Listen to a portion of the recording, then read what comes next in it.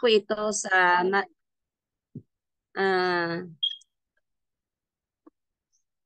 base po ito sa Matthew na po. Matthew 11:28 and 29. So,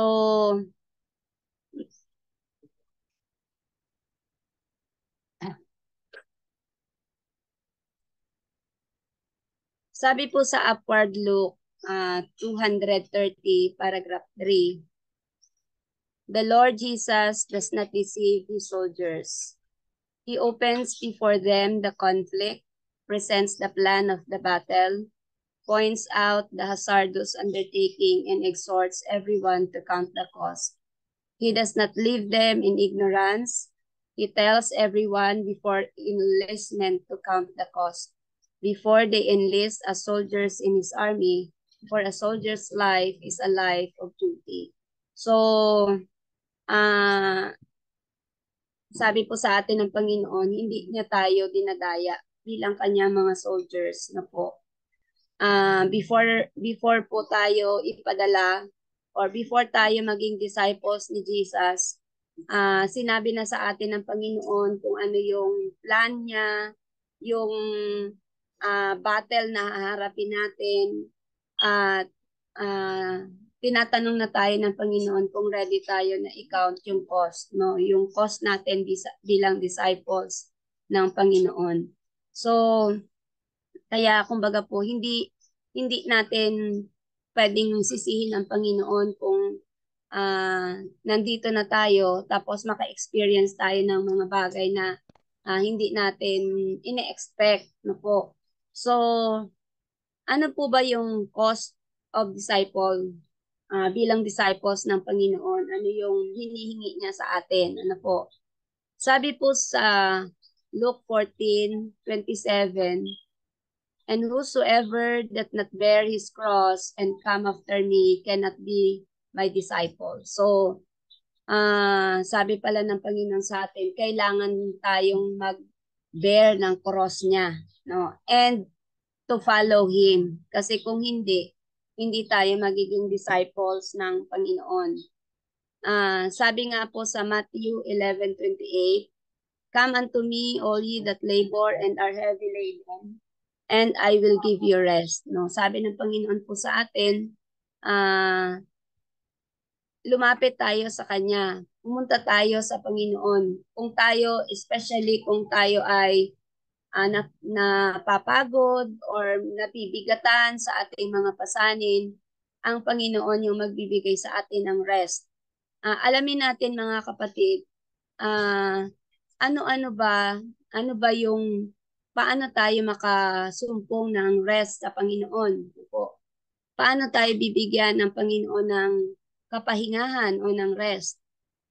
Ang sabi niya sa atin,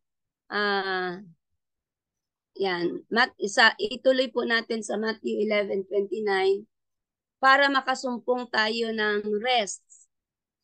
Sabi ng 29, take my yoke upon you and learn of me, for I am meek and lowly in heart, and ye shall find rest unto your souls. Kung iisip-isipin mo po, no, sabi ng Panginoon, come unto me, all ye that labor and are heavy laden. Kumbaga parang napapagod na nga tayo, nagtatrabaho na tayo, pero yung para mas makasumpong tayo ng rest, kailangan pa nating magpasa ng yoke, po, magdala ng cross, sabi ng Panginoon. Ito po ay hindi literal, ano po. So, sabi sa atin, para makasumpong tayo ng rest sa ating kaluluwa, sa ating souls, kailangan nating magpasa ng yoke o ng pamato. Sa Tagalog po, pamato. Or ng cross, no? At mag-aral tayo sa Panginoon. So, yan po yung sa Tagalog. So, ang una po, para tayo makasumpong ng rest o ng kapahingahan sa ating kaluluwa, sabi ng Panginoon, learn of me. Kailangan muna natin makilala si Kristo, pag-aralan yung buhay ni Kristo. Ano po? Kailangan natin pag-aralan yung buhay ni Kristo. At ang sabi po sa atin sa Amazing Grace, page 241. Study the life of Christ and strive to follow the pattern He has given you. No? Pag-aralan po natin, sabi ng Panginoon, yung buhay niya, at mag-strive tayo to follow His path, yung pattern natin, yung pattern na binigay sa atin ng Panginoon. No? So, at ang sabi po sa In Heavenly Places 54, paragraph 5, sino po yung pattern natin na kailangan nating pag-aralan? Ang sabi po dito, we have not 6 patterns to follow, nor 5. We have only one, and that is Christ Jesus. So, yung pattern na ating susundan, na ating pag-aaralan, ay walang iba kundi si Christ. Siya lang ang nag-iisang pattern na dapat nating sundan or gayahin. Sabi sa In Heavenly Places, page 54, Jesus was a perfect pattern of what we should be. Si Jesus daw po yung perfect pattern natin. No, wala nang iba. Siya lang talaga yung perfect pattern na gagayahin natin, susundan natin. No? So, ang sabi po sa atin sa Counsels for the Church, page 78, paragraph 6, the ideal of Christian character is Christ-likeness. So wala nang iba na ideal na model na binibigay sa atin kundi si Kristo. Yung maging ma-copy natin, makopya natin yung character ni Christ, yun yung ideal para sa atin ng mga Kristiyano. Po. So, sabi po sa Evangelism 315, all who study the life of Christ and practice His teaching will become like Christ. Their influence will be like His. So, lahat pala ng nag-aaral o lahat ng mga tao na pinag-aaralan nila yung buhay ni Kristo at isinasakabuhayan, yung kanyang mga aral ay magiging kagaya niya, magiging kagaya ni Christ. And yung influence nila, magiging kagaya rin ng influence ni Christ. Kaya na maganda na talagang pag-aralan talaga natin yung buhay ni Christ. Sabi niya sa Christ Triumphant, page 204, Christ is our pattern, the perfect and holy example that has been given to us to follow. We can never equal the pattern. Hindi natin kayang pantayan, hindi natin pwedeng ma-equal yung ginawa ni Christ. Hindi natin kailanman i-equal si Jesus, but we may imitate and resemble it according to our ability. Hindi man natin kayang mapantayan ang Panginoon, yung kanyang mga ginawa, yung kanyang pagiging banal, pero kaya nating i-imitate and i-resemble yung pattern natin na walang iba si Jesus. Ayan. So, balik po tayo sa Matthew 11:29. So, sabi ng Panginoon, take my yoke upon you and learn of me, for I am meek and lowly in heart, and you shall find rest unto your souls. So, sabi nga po sa atin sa Matthew 16:24, then said Jesus unto his disciples, if any man will come after me, let him deny himself and take up his cross and follow me. So, yung sinasabi po pala sa Matthew 11:29 na pasanin natin yung pamatok ni Jesus or yung yoke ni Jesus para makasumpong tayo ng kapahingahan. Sabi niya, paano natin magagawa po yun? Kailangan natin, kung tayo talaga ay susunod kay Jesus, kailangan nating i-deny yung ating sarili.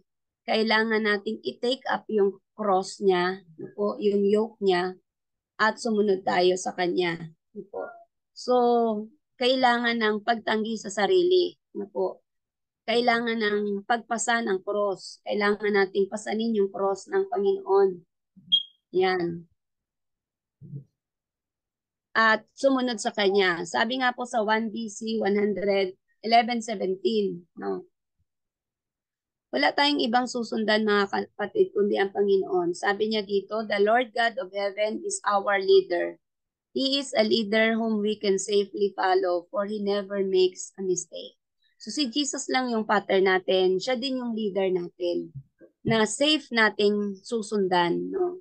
Safely to follow. Wala nang iba tayong gagayahin, wala na tayong ibang kokopyahin, wala na tayong ibang tutularan, susundan na safe tayo. Walang iba kundi si Jesus. Siya lang yung ating leader. Siya yung ating pattern for He never makes a mistake. Ano po? Sabi dyan sa atin. So, sabi po sa Reflecting Christ, page 230, I am instructed to say, follow your leader. He is the way, the truth, and the life. He is your example. So, talagang laging pinapaalaala sa atin ng Panginoon na sundan natin ang ating leader, ang ating Panginoon. Siya yung ating leader. Siya lang yung, sabi siya yung daan, yung katotohanan at ang buhay. Siya lang yung ating halimbawa na gagayahin. Walang iba kundi ang ating Panginoon. Sabi po sa OFC page 264, paragraph 4, there will always be obstacles before us, but we are to follow our leader. Sa pagsunod po natin sa Panginoon, hindi naman talaga smooth ang lahat ng bagay. No, palaging merong mga obstacles sa harapan natin. No, pero kahit na may mga obstacles, still sabi ng Panginoon sa atin, we are to follow our leader and meet our difficulties unitedly, hand to hand. Po. There is only one way to heaven. May isa lang talaga na daan papunta sa langit. Hindi marami yung daan papunta sa langit na sabihin natin, sanga-sanga yung daan ng Panginoon tapos sa dulo magkikita na lang tayo. Isa lang yung daan papunta sa langit. We must walk in the footsteps of heaven, of Jesus, doing His works, even as He did the works of His Father. So, kinakailangan po natin, sabi sa atin na lumakad sa footsteps ng ating Panginoon, gawin natin yung gawain niya, kung paanong ginawa niya yung gawain ng kanyang Ama. We must study His ways, not man's ways. So, kailangan natin pag-aralan yung mga paraan ng Panginoon, yung mga daan ng Panginoon, hindi yung mga paraan o daan ng tao. We must obey His will, not our own. So, kailangan natin na sundin yung kanyang kalooban, hindi yung sarili nating mga kalooban o yung sarili nating mga kagustuhan. Walk carefully. Do not go ahead of Christ. Make no move without consulting your leader. Ask in humble prayer and we shall receive. He is the way, the truth, and the life. So, sabi po sa atin, no, hindi tayo pwedeng mauna kay Christ. Pag leader, siya yung nauuna. Na po, tayo nasa likod lang ng ating leader. So, hindi tayo pwedeng mauna sa kanya. Kailangan sa lahat ng ating mga plano, sa lahat ng ang ating gagawin, kailangan nating i-consult sa ating leader. Kukonsultahin natin ang ating Panginoon. No? And dahil siya yung daan, ang katotohanan at ang buhay. Ano po? Yan. So, kailangan natin sa pagsunod natin sa Panginoon para maging disciples tayo ng Panginoon talaga. No, hindi lamang tayo susunod sa Kanya, hindi lamang saan man siya pumunta, susundan natin siya, ano man yung gawa niya, yun yung gagawin natin, yung kalooban niya, yun yung gagawin natin. So, kailangan din po ng pagtanggi sa sarili. No? Let him deny himself. Kailangan nating i-deny yung ating sarili. Yan. Sabi po dito, 2T 549, He laid aside His glory, His dominion, His riches, and sought after those who were perishing in sin. So ano ba yung halimbawa? Yung footsteps na dinaanan ni Jesus, ano yung halimbawa na iniwanan niya sa atin? Sabi niya, kanyang nilaid aside yung kanyang glory, yung kanyang dominion, iniwan niya yung kanyang mga kayamanan sa langit at hinanap niya yung mga taong napapahamak sa kasalanan. He humbled himself to our necessities. Hinumble niya yung sarili niya para sa ating mga pangangailangan, that He might exalt us to heaven, para tayo maitaas niya sa langit. Sacrifice, self-denial, and disinterested benevolence characterize His life. So, nakita natin daw sa buhay po ng ating Panginoon na nagsakripisyo siya, tinanggihan niya yung sarili niya, at yung disinterested benevolence, yun talaga yung nakita sa buhay ng Panginoon. He is our pattern. He is a perfect and holy example given for us to imitate. We cannot equal the pattern, but we shall not be approved of God if we do not copy it, and according to the ability which God has given, resemble it. Hindi man daw po natin mapapantayan ang ating pattern, pero hindi din tayo i-approve ng Diyos kung hindi naman natin yon gagayahin or kokopyahin. At sang-ayon sa magagawa natin, sang-ayon sa abilidad, kakayahan na meron tayo na binigay ng Diyos, hindi rin tayo approve ng Diyos kung hindi natin i-resemble yun. So, hindi man natin ma-equal ang pattern, pero kailangan natin yung i-copy, i-resemble. According sa ability na binigay niya po sa atin. Sabi niya sa atin sa 2 MR 125 paragraph 3, our Lord and Savior loved every creature. He laid aside his dominion, riches, and glory, and sought after us, sinful, erring, unhappy, that he might make us like himself. He humbled himself and took upon himself your nature, that he might be able to teach you to be pure, correct in character, and free from all impurity of sin, that you might follow him to heaven. He suffered more than any of you will be called to suffer. So yung naranasan ni Jesus, yung tiniis ni Jesus, ay higit pa sa nararanasan natin. Sa anumang tinitiis natin. He gave all for you. Binigay lahat talaga ni Jesus para tayo maligtas. Para sa atin lahat binigay ng Panginoon. Even His life.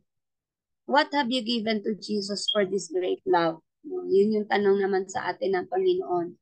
Have you practiced the same toward your brethren? Yun bang binigay sa atin ng Panginoon na malaking pag-ibig, malaking sakripisyo? Ginagawa din daw po ba natin yan sa ating mga kapatid? Have you copied this example in patience, in self-denial? Ginagaya ba natin siya sa halimbawa niya ng patience and self-denial? You cannot equal the pattern, but you can resemble it. So yun, inulit yun sa atin ng Panginoon. Kaya ang sabi ng Panginoon sa atin, let him deny himself. So dun po tayo mag-dwell na sa let him deny himself. Ano ba ibig sabihin po ng i-deny ang ating sarili? In Heavenly Places 223, to deny self means to rule the spirit when passion is striving for the mastery. Ibig sabihin pala ng self-denial is yung i-rule natin yung spirit kahit parang gustong-gusto na ng sarili natin na maghari, mag-rule. Gusto nang mangibabaw yung ating mga masasamang ugali. Kailangan pa rin i-rule natin yung ating sarili na hindi natin pahintulutan na yung ating masasamang likas, masasamang ugali ang mangibabaw. To deny self means to resist the temptation, to censure, and to speak words of fault-finding. Ibig sabihin po pala ng self-denial is yung nandyan yung tukso, kailangan mo siyang labanan. Resist mo talaga yung tukso, lalo na kung parang natutukso ka na mag-censure, magsalita ng mga salita ng fault-finding, na parang gusto mo nang magsalita, natutukso ka na nakikita mo yung isang kapatid na may mga mali na ginagawa, gusto mo na magsalita. Kailangan din pala natin i-deny yung sarili natin para hindi tayo makapagsalita ng mga words of fault-finding or censure. To have patience with a child that is dull and whose conduct is grievous and trying. So sa mga nanay or sa mga magulang na lalo na kung may mga times na yung anak, dumarating yung time na yung anak